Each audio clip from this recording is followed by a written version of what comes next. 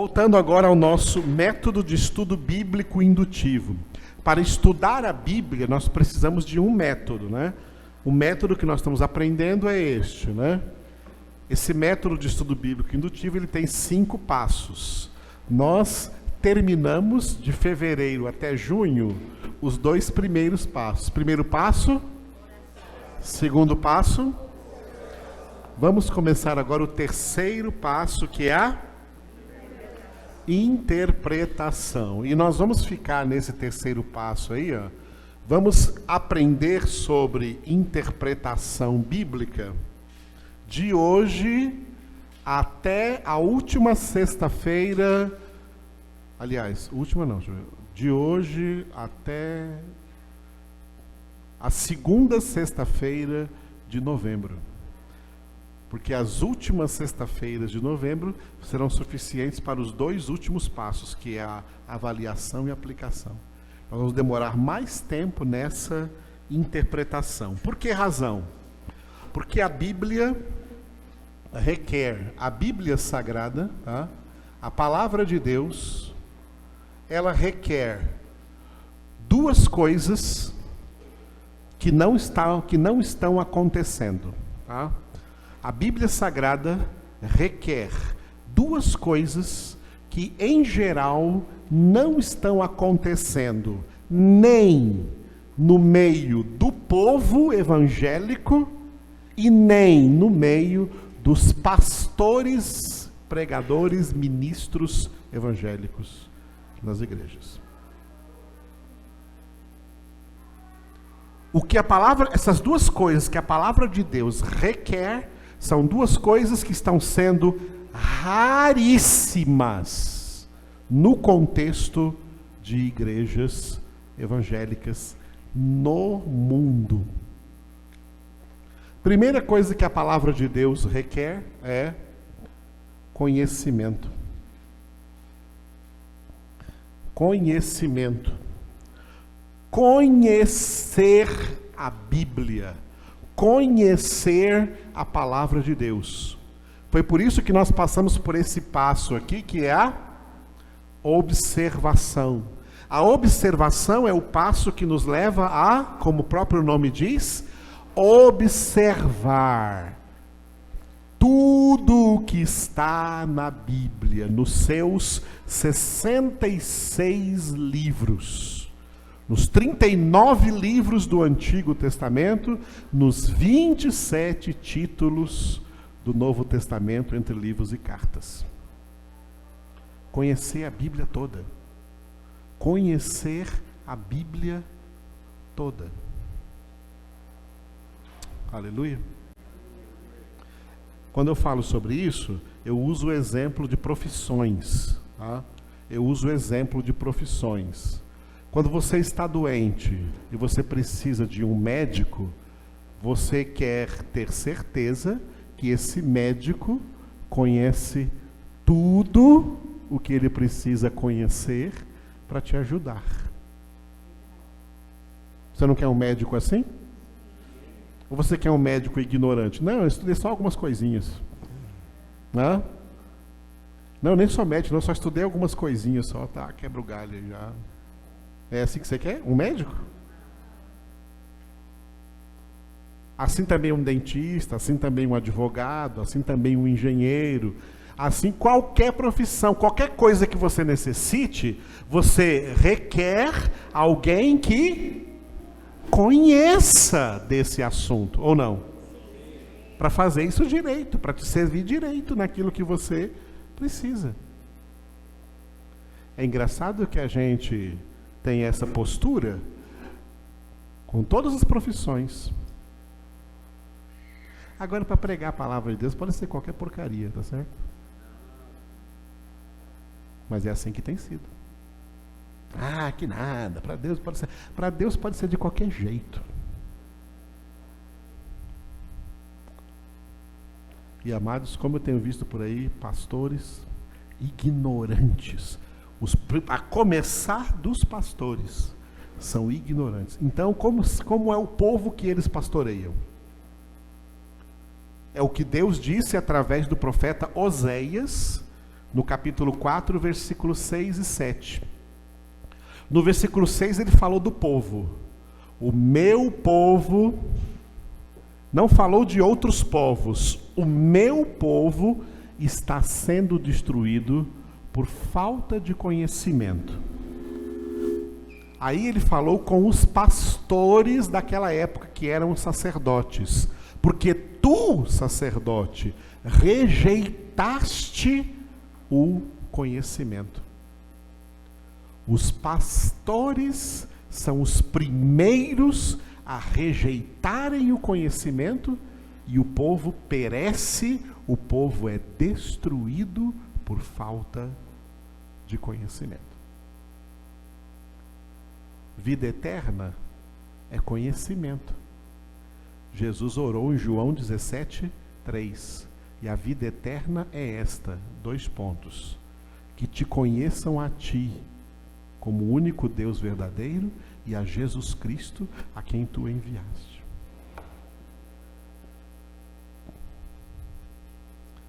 Conhecimento. A Bíblia requer conhecimento. Conhecimento de toda essa palavra, de Gênesis a Apocalipse.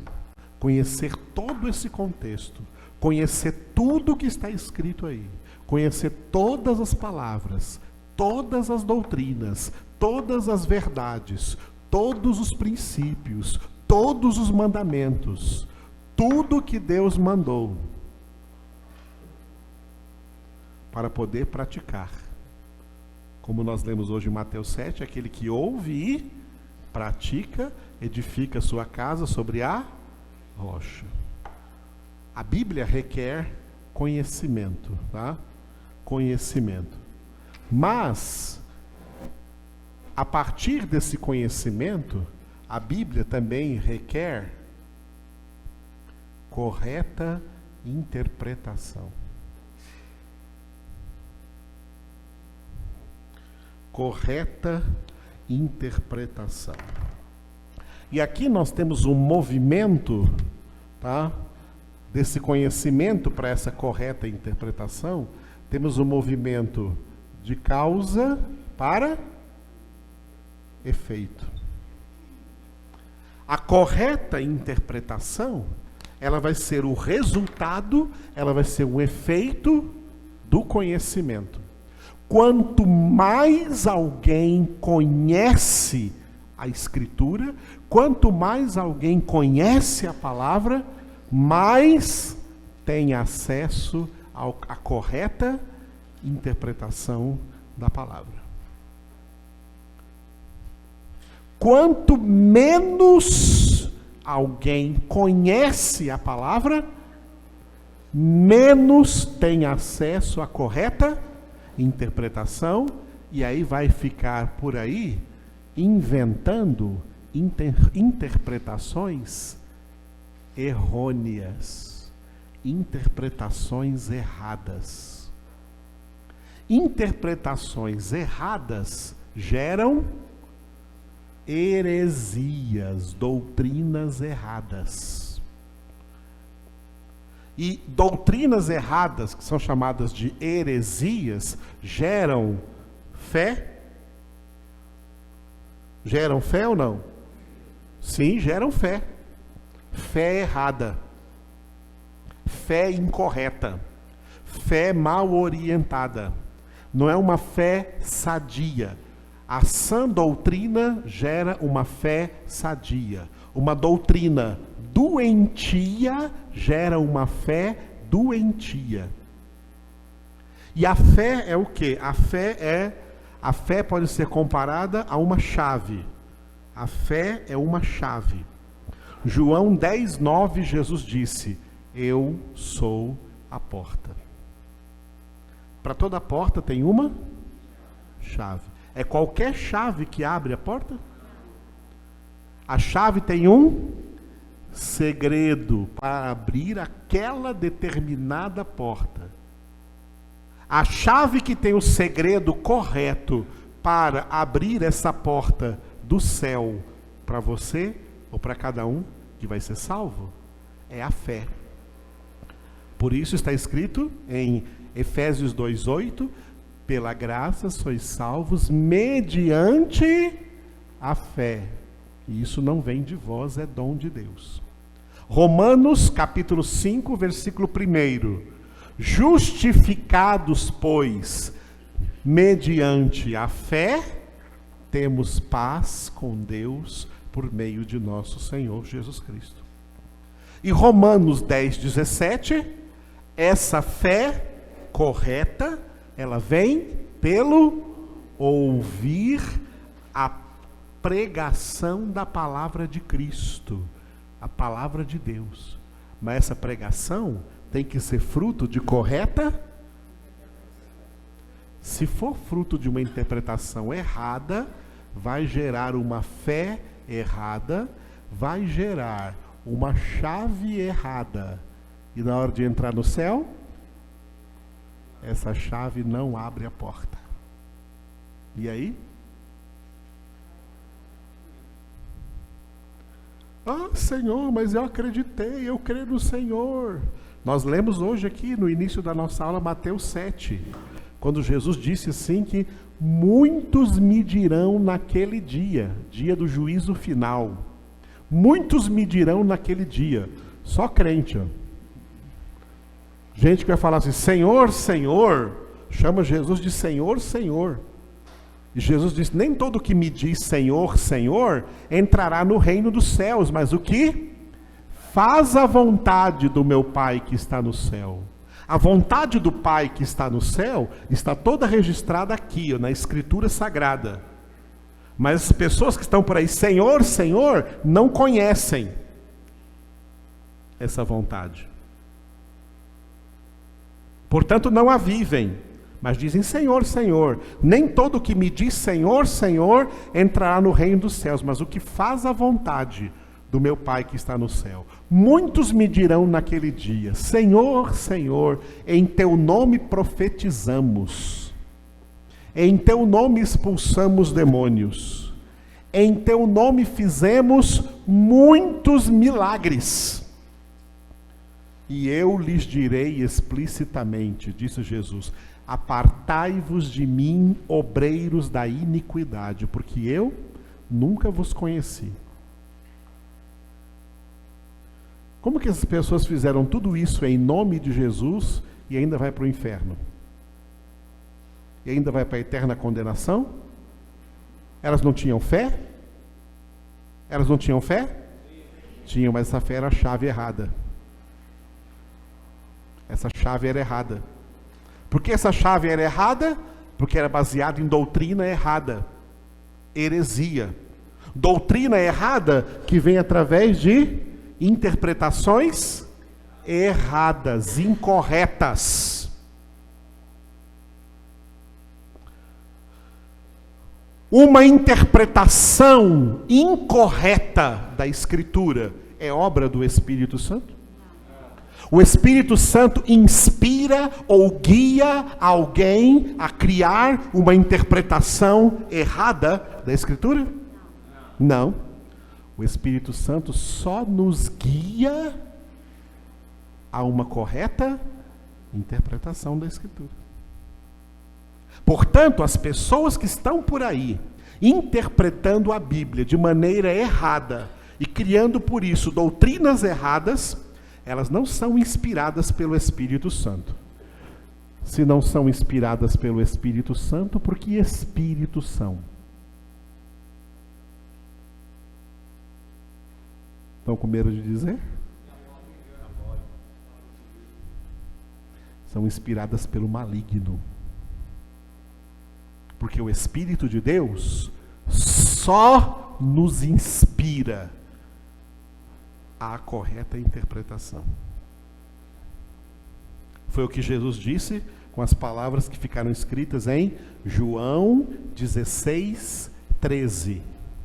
João 16:13. Jesus disse: o Espírito da verdade vos guiará a toda a verdade. O Espírito Santo não vai guiar ninguém a alguma mentira. Somente a toda a verdade, e toda essa verdade é toda a palavra de Deus. João 17:17, Jesus orou: Pai, santifica-os na verdade, a tua palavra é a verdade. Portanto, amados, a Escritura requer duas coisas que, na maioria do mundo evangélico, do mundo protestante, não está mais acontecendo. Já aconteceu, não está mais acontecendo. Não está acontecendo nem o conhecimento bíblico e muito menos o resultado dele, que seria correta interpretação da Escritura. A pregação do Evangelho que a gente vê hoje em dia, e especialmente aquelas que mais sucesso fazem e conseguem angariar multidões, maior número de pessoas, tem sido pregações, doutrinas erradas, interpretações incorretas, levando as igrejas a práticas incorretas, e que, apesar de serem incorretas, viu, gente, expulsa demônios. Apesar de serem incorretas, fazem milagres.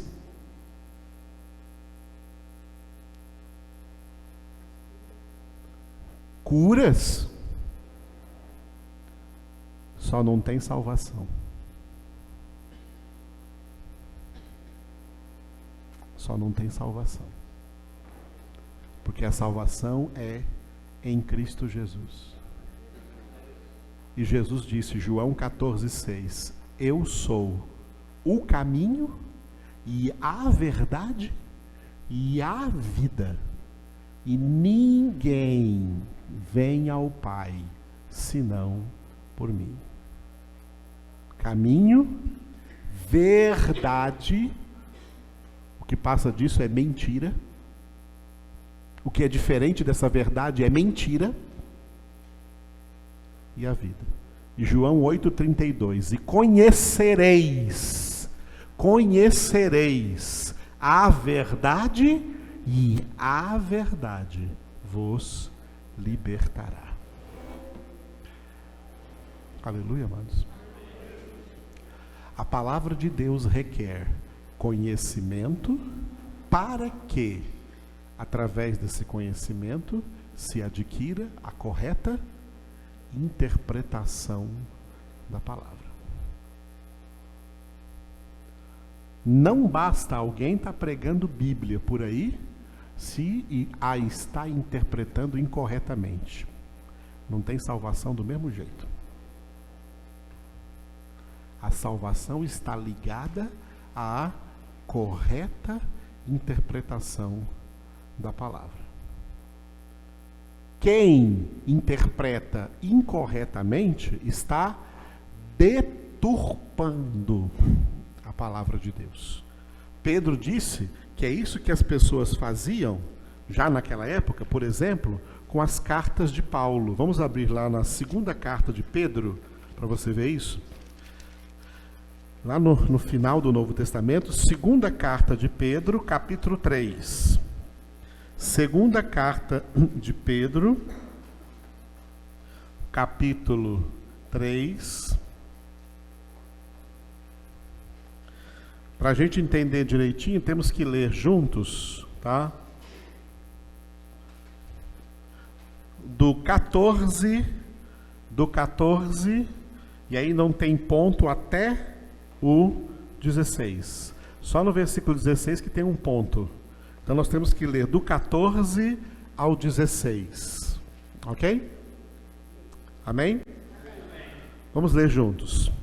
Por essa razão, pois, amados, esperando estas coisas, empenhai-vos por serdes achados por ele em paz, sem mácula e irrepreensíveis. E tende por salvação a longanimidade de nosso Senhor, como igualmente o nosso amado irmão Paulo vos escreveu, segundo a sabedoria que lhe foi dada, ao falar acerca destes assuntos, como de fato costuma fazer em todas as suas epístolas, nas quais há certas coisas difíceis de entender, que os ignorantes e instáveis deturpam, como também deturpam as demais escrituras, para a própria destruição deles. Quer mais claro do que isso? Viram como essa palavra confirma tudo o que eu acabei de dizer para vocês? Confirma ou não? O que mais nós temos por aí, amados, são deturpações da Bíblia. E quanto mais deturpam, mais fazem sucesso. Porque a Bíblia deturpada ganha os ignorantes. A Bíblia deturpada cauteriza a consciência dos ignorantes e os convence de que eles estão certos na sua ignorância. E como os ignorantes são a maioria, isso faz muito sucesso.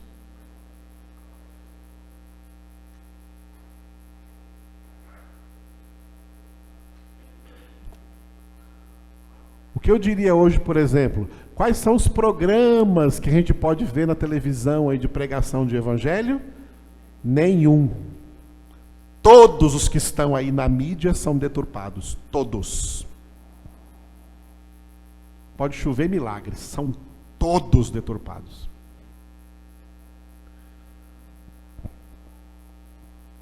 Martinho Lutero disse uma vez: se alguém pregar para vocês um evangelho deturpado, não siga essa pessoa, mesmo que o seu ministério faça fazer chover milagres. Porque esses milagres aí são enganosos. Sabe por que eles são enganosos? Vamos ler por que eles são enganosos. Em 2 Tessalonicenses, segunda carta de Paulo aos Tessalonicenses, capítulo 2. 2 Tessalonicenses, capítulo 2, versículos 11 e 12. 2 Tessalonicenses, capítulo 2, versículos 11 e 12. É por este motivo, pois, que Deus lhes manda a operação do erro, para darem crédito à mentira, a fim de serem julgados todos quantos não deram crédito à verdade. Antes, pelo contrário, deleitaram-se com a injustiça. Leiam.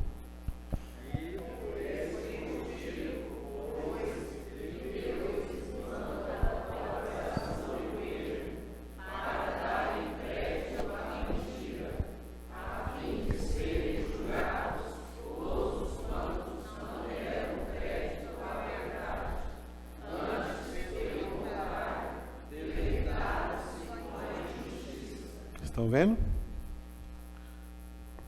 E olha o versículo 10, né? Como que acontece essa mentira, essa operação do erro que fala no versículo 11? Com todo engano de injustiça aos que perecem, porque não acolheram o amor da verdade para serem salvos. Leiam o 10.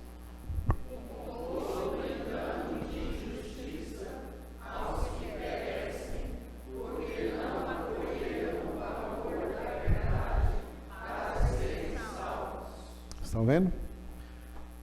Por isso, amados, é da vontade de Deus que os seus filhos conheçam a sua palavra e tenham acesso à correta interpretação da palavra. E como Pedro falou no final da segunda epístola, cresçam na graça e no conhecimento. Segunda de Pedro 3,18. Cresçam na graça e no conhecimento para quê? Para que não sejam mais como meninos. Vamos ver que tipo de meninos em Efésios capítulo 4. Abra aqui em Efésios capítulo 4. Efésios capítulo 4, versículo 14. Efésios 4, 14. Para que não mais sejamos como meninos, agitados de um lado para outro e levados ao redor por todo vento de doutrina, pela artimanha dos homens, pela astúcia com que induzem ao erro. Vocês.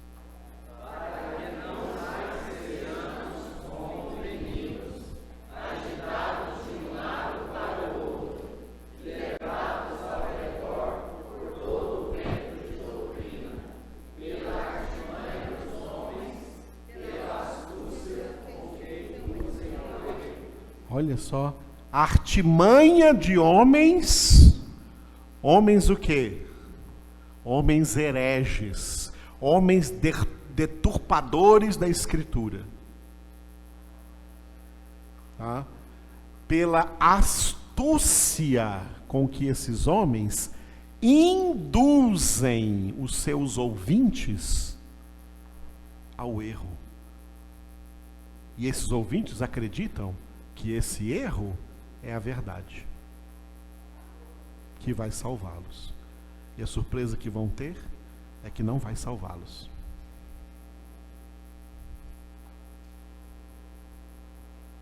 Não entram no céu, porque a entrada no céu é só com a chave certa. Só a chave certa.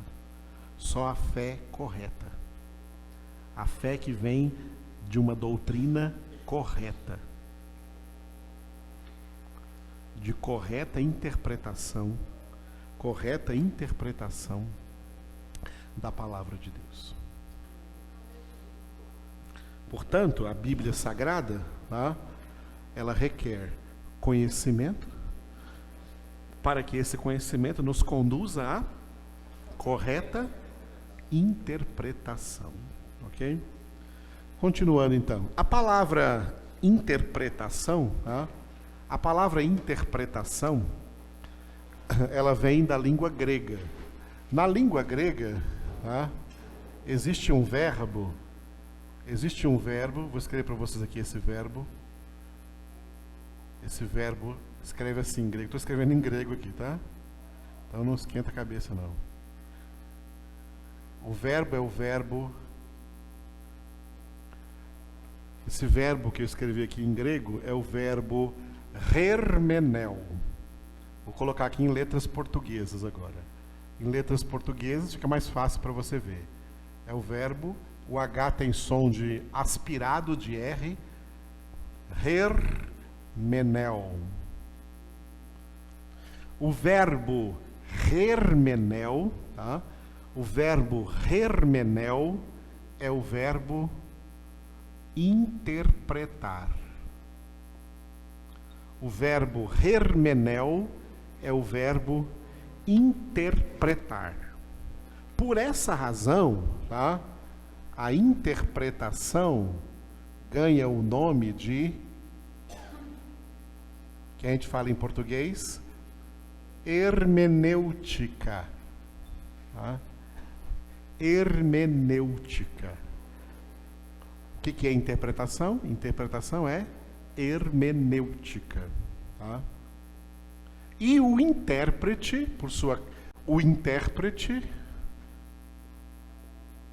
o intérprete, portanto, ele é chamado de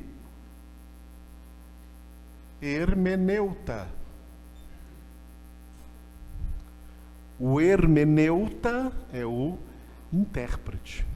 Hermenêutica, a interpretação, e hermeneuta, o intérprete. Ok?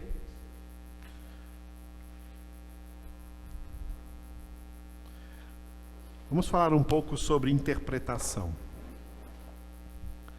antes de defini-la de maneira coerente com toda a Bíblia. Todos nós, sem exceção, todos os seres humanos possuímos uma mente interpretativa. Nós temos por natureza a capacidade de viver interpretando tudo e todos. Vocês me veem aqui e interpretam a minha camisa, passa outro dia, lá, aquela cor ali. Vocês interpretam a roupa que as pessoas estão usando. Vocês interpretam o modo do cabelo que as pessoas usam. A gente interpreta a aparência de todo mundo. E damos nossa opinião. Ou que a aparência é boa, né? Ou que a aparência é ridícula, né?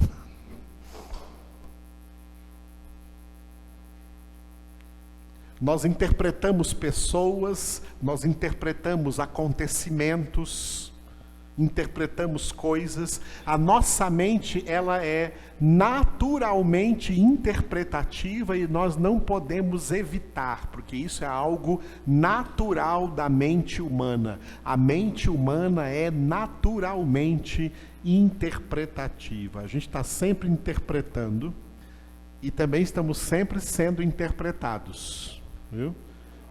Sempre interpretando e sempre sendo interpretados. Essa é a, digamos, a hermenêutica natural humana. Tá? A hermenêutica natural humana. O homem tem uma capacidade natural de interpretar tudo e a todos. Só que tem um problema. Essa capacidade natural de interpretar, ela nunca é baseada num verdadeiro conhecimento. É uma interpretação superficial, é uma interpretação à primeira vista. Inclusive existe esse ditado por aí, que é um ditado, tá? É um ditado herege, que fala assim, ó, a primeira impressão é a que fica. Isso é heresia, isso é errado. Tá? Aqueles que ficam com a primeira impressão, ficam com uma impressão superficial, ficam com uma impressão inicial, não vão fundo. O nosso cérebro, a nossa mente, que tem capacidade natural, tendência natural de interpretar, por outro lado, tem preguiça de conhecer. E como tem preguiça de conhecer, fica com a primeira impressão. Não, já sei. Então, isso aí, não, beleza, já entendi tudo, entendeu nada. Tá? Não entendeu nada, mas já disse que entendeu tudo. E fica com a primeira impressão. A primeira impressão é que fica. Errado. Completamente errado. A primeira impressão nunca fica. A primeira impressão nunca é correta. A primeira impressão nunca é completa. A primeira impressão nunca é perfeita. É o contrário de tudo isso. É incompleta, é imperfeita, incorre em erros. Nunca se deve ficar com a primeira impressão. Nem de pessoas, nem de coisas, nem de eventos, e nem das coisas que a gente estuda, que a gente conhece. Nunca com a primeira impressão. Portanto, a hermenêutica natural humana, ela tem um defeito. Ela é o quê? Precipitada. Ela interpreta logo, sem ter mais conhecimento, sem ter mais base para interpretar. Correta interpretação é resultado de conhecimento. Quanto mais conhece, mais a interpretação será correta. Quanto menos conhece, mais a interpretação será incorreta. E nós temos essa capacidade natural de interpretar, mas temos também uma preguiça natural. Parece um demônio, é uma preguiça natural de buscar conhecimento, de analisar, de observar, de meditar, de procurar saber como as coisas realmente são. Para que eu tenha uma ideia correta, para que eu tenha uma interpretação correta acerca dessas coisas. E essa preguiça nós temos que vencer.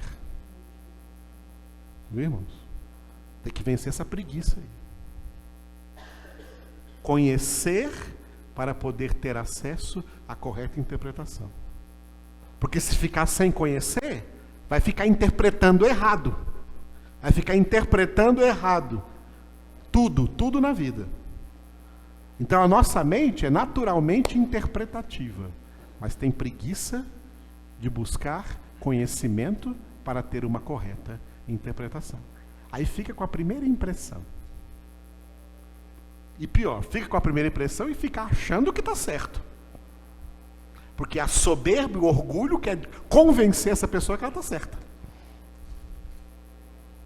É por isso que a palavra de Deus entra na nossa vida, quebrando sofismas e derrubando toda a altivez que se levanta contra o conhecimento de Deus. Para levar cativo todo o pensamento a Cristo Jesus. É o que está escrito em 2 Coríntios 10, de 4 a 6.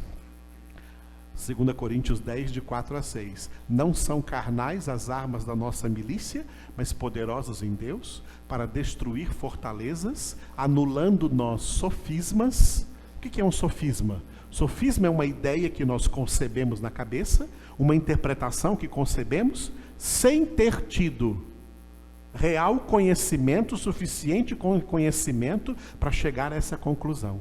Mas nós chegamos rapidinho a essa conclusão e não estamos nem aí se ela é certa ou errada, achamos que é a certa. Isso é sofisma. Anulando nós sofismas e toda a altivez. O que é altivez? É o orgulho que faz a gente querer manter esse sofisma como se fosse verdade. Não, eu creio é assim, está acabado e você não vai mudar minha cabeça. Altivez. Altivez que se levanta contra o conhecimento de Deus.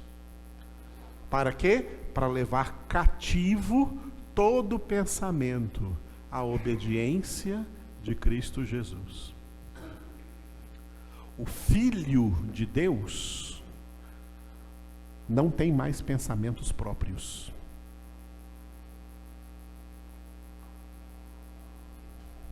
Quando alguém me pergunta, pastor, o que o senhor pensa desse assunto determinado, que está querendo perguntar, o que o senhor pensa desse assunto? Eu não penso nada. Tudo que eu pensava sobre esse assunto era falso. Agora eu posso dizer para você o que Deus pensa na sua palavra, e Ele já colocou na minha cabeça o que é. A palavra de Deus acerca desse assunto diz isso, isso e aquilo. Essa é a resposta do Filho de Deus para todo mundo. Não é ficar dando opinião. Sua opinião não interessa. O hermeneuta não dá opinião própria. O hermeneuta fala a correta interpretação. Tem acesso à correta interpretação. O mundo é cheio de achologia, né? É cheio de achólogos.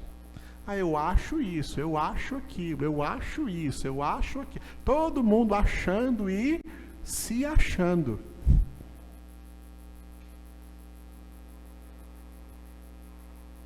E achando que está correto.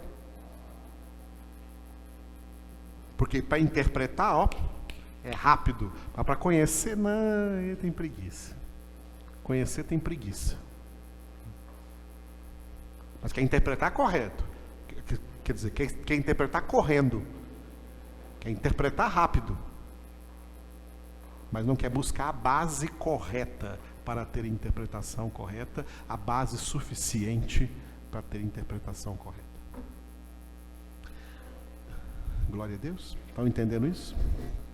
Estão entendendo, começando a perceber porque nós vamos ficar falando de interpretação um tempão aqui, na segunda metade nossa do ano. Por isso esse é o terceiro passo aí de como a gente deve estudar direitinho a Bíblia, procurando então a correta interpretação. Uma é a maneira de um hermeneuta ou um intérprete interpretar coisas, pessoas ou livros que ele estuda, conhecimentos que ele recebe. E outra é a maneira do hermeneuta bíblico. O hermeneuta bíblico, tá? O hermeneuta bíblico, ele é diferente de qualquer outro hermeneuta. De qualquer outro hermeneuta ou de qualquer outro intérprete. O hermeneuta bíblico é diferente. Porque o hermeneuta bíblico é aquele que segue, o hermeneuta bíblico é aquele que segue a única regra básica da interpretação bíblica.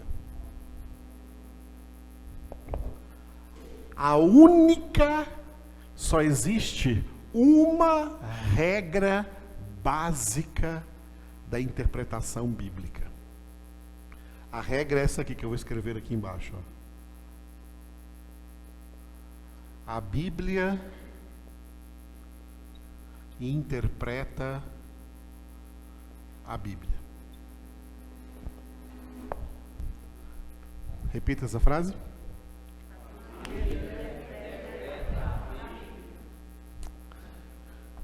A Bíblia interpreta a Bíblia. A Escritura interpreta a Escritura. O hermeneuta bíblico, ele não interpreta a Bíblia. É aí que estão os erros. Quando alguém interpreta a Bíblia, vai errar. Se você interpretar a Bíblia, você vai errar. Fatalmente vai incorrer em erros. O hermeneuta bíblico, o intérprete da Bíblia, ele não interpreta a Bíblia. O hermeneuta bíblico é aquele que, através da oração, da observação, ele vai captar como a Bíblia se auto-interpreta. O hermeneuta bíblico é aquele que capta como a Bíblia está interpretando a si mesma, como a Bíblia está interpretando a Bíblia. Aleluia, irmãos. Entendeu isso? Portanto, pastor não interpreta a Bíblia, teólogo não interpreta a Bíblia, igreja não interpreta a Bíblia. Quem interpreta a Bíblia é a própria Bíblia, só a própria Bíblia. Essa é a regra, além de ser única, ela é exclusiva. Essa regra não vale para nenhum outro livro. Fora dos 66 livros da Bíblia, qualquer outro livro, não, essa regra aqui não vale. Nenhum livro se auto-interpreta. Isso aqui é uma exclusividade da Bíblia. Isso é uma exclusividade da Sagrada Escritura, da Palavra de Deus. A Palavra de Deus já contém em si própria toda a sua correta interpretação. Portanto, o hermeneuta bíblico, ele não interpreta a Bíblia. Ele capta no seu estudo bíblico, da maneira como ele estuda a Bíblia, na maneira como ele ora com a Bíblia, na maneira como ele aprofunda no conhecimento bíblico, ele começa a enxergar a Bíblia falando com ele, Deus falando com ele, na palavra e mostrando na palavra, na própria palavra, a sua correta interpretação. É assim que funciona a interpretação bíblica, a hermenêutica bíblica. A Bíblia interpreta a Bíblia. Nenhum homem interpreta a Bíblia. E os homens que já interpretaram a Bíblia erraram. Todos incorreram em erros. Não teve um que não errou. Todos incorreram em erros. Porque eles estavam querendo trazer, então, uma axologia humana acima daquilo que eles estavam lendo. Olha, isso aqui que eu acabei de ler aqui, para mim isso aqui significa isso, isso e aquilo. Opa, para você significa isso, isso e aquilo? E o que interessa que isso aqui significa para você? Para mim não interessa nada. Para mim me interessa o que Deus realmente quis dizer com isso. E o que realmente Deus quis dizer com isso, não é nenhum homem que vai dizer para nós, é o próprio Senhor na sua palavra. Enquanto nela meditamos de dia e de noite. Por isso o Salmo número 1 começa falando desse homem que tem o seu prazer na palavra de Deus e movido por esse prazer nela, medita de dia e de noite, porque é nessa meditação diuturna da palavra de Deus que nós vamos aumentando o conhecimento e tendo acesso à correta interpretação, da Escritura. Porque vamos captar como a Bíblia interpreta a Bíblia. Aí nós vamos ver, amados, em termos de cristianismo, em termos de igreja de Cristo, de igreja verdadeiramente evangélica, igreja dentro do Evangelho de Cristo, que não precisamos de nada além da palavra. As igrejas por aí estão, nas últimas décadas que eu digo, desde a década de 80 principalmente para cá, inventando um monte de coisas, movimentos, acampamentos, encontros, retiros, blá blá blá, blá blá blá, ritualismos, muita música, teatro, danças, que estão cheias de coisas, artes cênicas, tudo isso porque é uma cambada de gente preguiçosa para ler Bíblia, e como não tem palavra mais nessas igrejas, fica enchendo com essas programações vazias, que não alimentam a alma, que não confrontam a alma, que não confrontam o pecado, que não santificam e que não purificam, mas que enche de orgulho, de soberba e de altivez. E que dá dinheiro, porque esse povo dá dinheiro para aquilo que não alimenta. Está escrito em Isaías 55. Gastais o vosso dinheiro naquilo que não é alimento.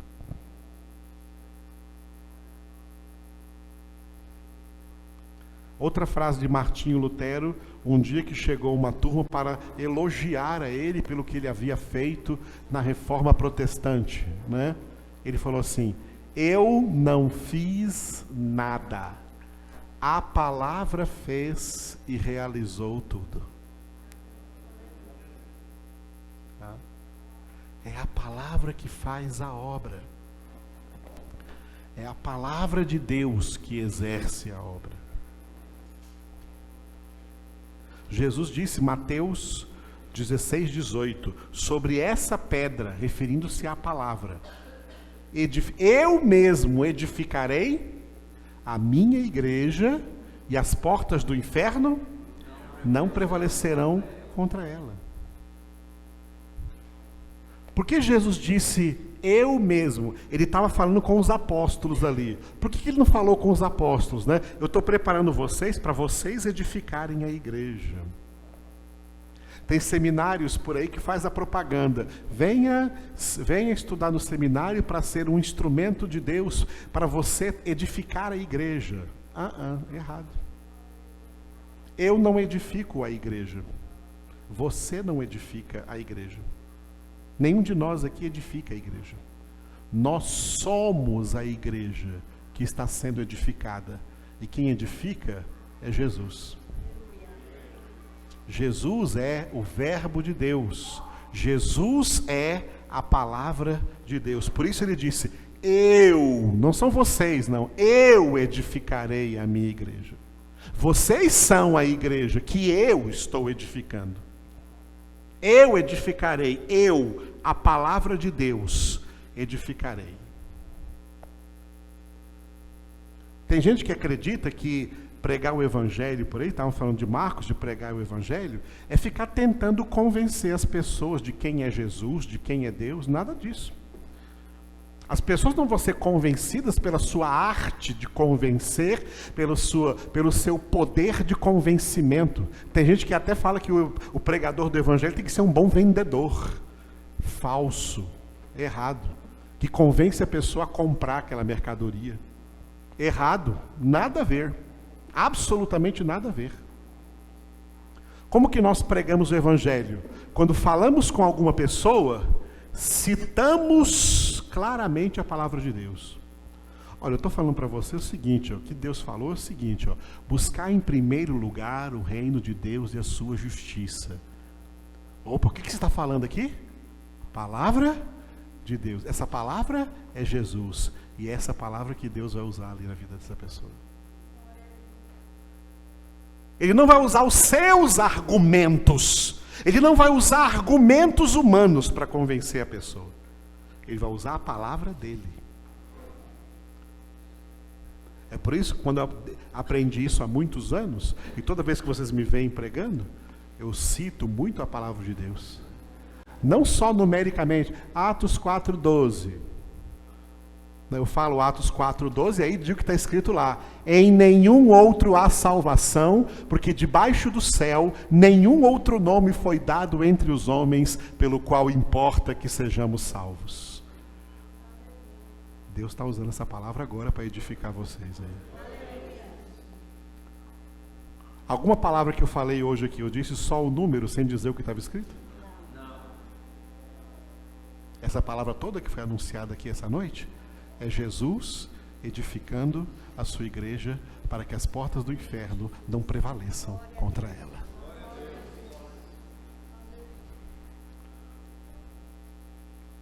Entenderam? Jesus edifica a sua igreja com a sua palavra e com a sua palavra corretamente interpretada. E essa interpretação correta da palavra é uma ação da própria palavra. O que temos que fazer então? Correr atrás de conhecer toda a palavra. Para que quanto mais conhecemos essa palavra, aprendemos a captar como essa palavra está se auto-interpretando. Porque isso produz então a sã doutrina, a doutrina correta, e vai produzir a fé correta, e a fé correta é a chave certa que abre a porta. Jesus diz, eu sou a porta. Quem entrar por mim, encontrará pastagem. É que encontra vida com abundância. Eu vim para que tenham vida e a tenham com abundância. É isso, amados, que o Senhor está propondo para nós aqui, neste seminário que nós começamos esse ano. Eu não comecei esse seminário para ser igual a outro seminário, não. Eu passei por 3 seminários. E os que eu não passei, eu conheço mais ou menos as estruturas de todos eles. E, infelizmente, eles têm uma coisa em comum. Perdem muito tempo com muitas matérias ou disciplinas para formar ali o bacharel em teologia ou o mestrado em teologia, e essas matérias substituem matérias bíblicas. Ficam estudando interpretações de homens, doutrinas de homens, querendo ensinar para os alunos, né? Olha, o teólogo fulano de tal, ele interpreta isso assim, assim, assim. O teólogo ciclano interpreta assim, assim, assim. Né? Aquela denominação segue a linha daquele teólogo. Já esse outro tipo de denominação segue a linha daquele outro teólogo. Que horror, amados. Eu conheço todos os teólogos e li todos os seus livros, todos. Sabe o que eu fiz com eles todos? Os engavetei. Eu fiquei só com a Bíblia. Sola Escritura. Foi assim que Martinho Lutero começou a Reforma Protestante, dizendo sola Escritura, ou seja, somente a Escritura, somente a Bíblia Sagrada, nos seus 66 livros, somente a Bíblia Sagrada é a nossa única regra de fé e prática. E o conhecimento dessa Escritura nos conduz a enxergar, a captar como essa Escritura se auto-interpreta, e essa é a sã doutrina de Cristo Jesus, Ele mesmo edificando a sua igreja e as portas do inferno não prevalecendo contra elas. Eu já vi as portas do inferno prevalecer contra muitas igrejas. Muitas igrejas. Esses dias, uma dessas igrejas, o pastor mandou fazer uma reunião especial, chamou todos os líderes da igreja, a esposa dele estava do lado, e ele falou assim: hoje eu vou pregar para vocês uma coisa absurda. Aí ele falou assim: o que é um absurdo? Um absurdo é uma coisa que você escuta, e a primeira vez que você escuta, para você é absurdo, inaceitável. Mas à medida que você se acostuma, se torna normal e não é mais um absurdo. Eu reuni aqui para dizer para vocês, eu já disse para minha esposa, que eu sou homossexual. E eu quero continuar sendo pastor como homossexual.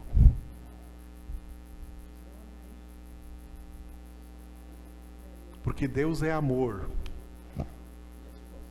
A esposa estava triste do lado.